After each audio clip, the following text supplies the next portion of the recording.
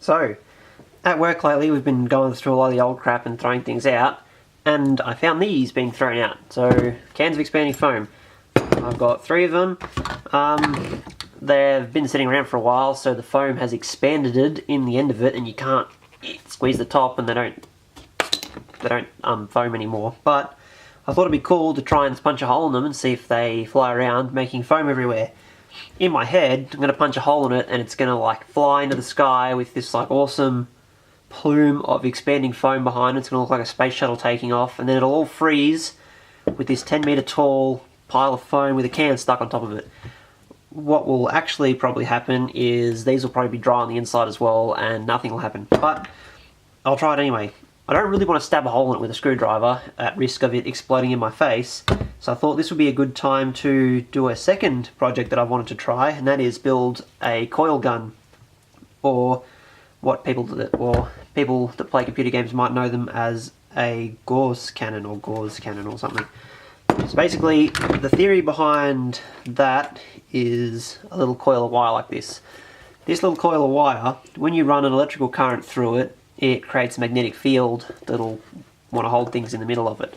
I think they call them Gauss cannons or Gauss guns, whatever, because Gauss or Gauss or however you pronounce it is a measurement of magnetic field strength.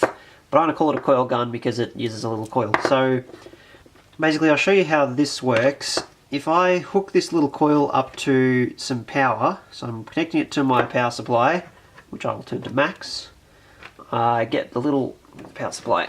Yeah. We get the screw. This screw is obviously it's steel, so it's magnetic. Put the screw in here. When we turn the power supply on, which my finger over here, it pulls the screw into the middle. So that's great, because the screw now is in the middle and it's wanting to stay in the middle. It's like stuck there. But if you can pull the screw in and then turn the coil off, the idea is the screw will continue out the other side. So you can see how fast the screw is pulled into the coil. This is with 25 volts. If we can pump more power into this, the idea is the screw should be pulled in faster and with more force. We also have to turn the coil off the instant it's in there for the screw to continue out the other side. So what we need is a burst of power that is an extremely high voltage. So the way I'm going to do that is with another thing that I found being thrown out today, and this has been the part that stopped me from trying this for a while because these are quite expensive, and it is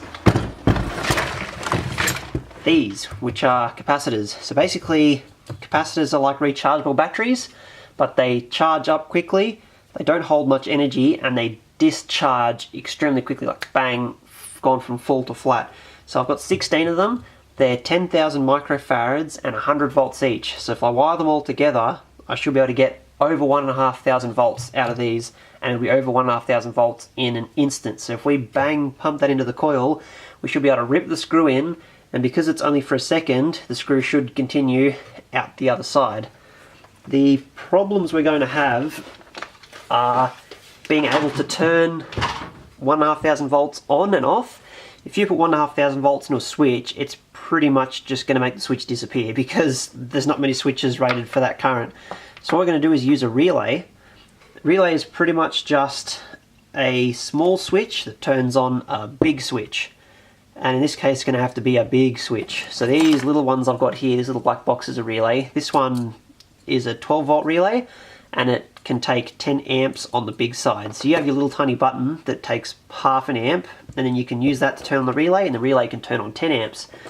What I've done is gone on China eBay and bought 450 amp relays for $1 each or something.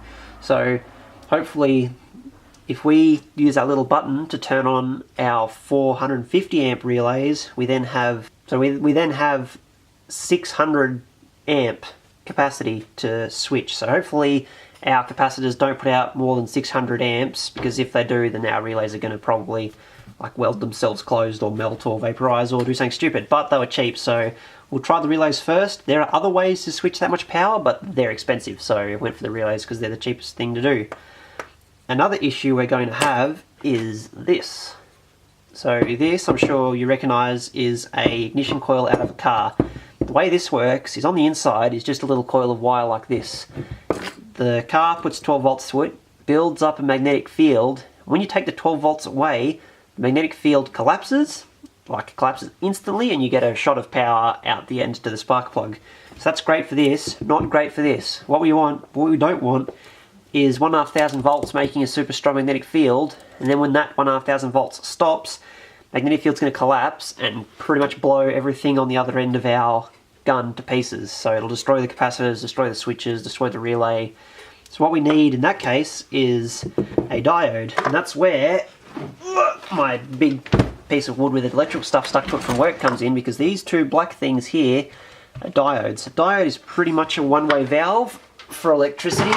So if we put a diode on the end of our coil, we should be able to get the electricity in and then not let it back out. Once again, I've no idea what rating those diodes are and whether they're going to handle all the power coming back out. The diode's probably just going to explode, but we'll worry about that when we get to it. The best idea I've had for trying to stop all these other problems is, instead of having one coil with all our power going into it, we'll have two coils and then half the power in each one. The problem with that is turning the second coil on at the right time. So you turn this coil, you press the button which turns that coil, and there's no timing there, you just press the button when you want it, and it'll pull the screw in and fire it out. We then need to turn on a second coil the instant the screw is in front of it for it to pull the screw in and then continue it on. So what I'm going to use is one of these. This is a little light photo sensor. It's basically a really small switch. There's a light in this side and a light sensor in that side. When you put something in there to block the light shining across, it shorts out two of its contacts, so it switches itself. So the first relay to drive will be on a button, and the second relay will be activated when the screw goes between these two little sensors, and then it turns the next coil on. So our 1,600 volts is now going to be split between two independent circuits to try and spread some of the energy out. And then in theory you could have more and more and more coils, and the screw should just get faster and faster and faster as it jolts between them. So yeah, I'm going to start working on this over the next couple of days, and I'll make videos and post updates as I go. So I guess this is just a overview of what's going to be happening. So if you want me to continue the project, if you think it'd be interesting to see, then be sure to give me a comment and say what you want me to see, or if you want to go into certain details or explain parts of it, I'll do some research and explain how it works, because I probably won't know the answers to the things you're asking, but I can try. So yeah, if you want to keep up to date, be sure to subscribe and you'll see updates as they come.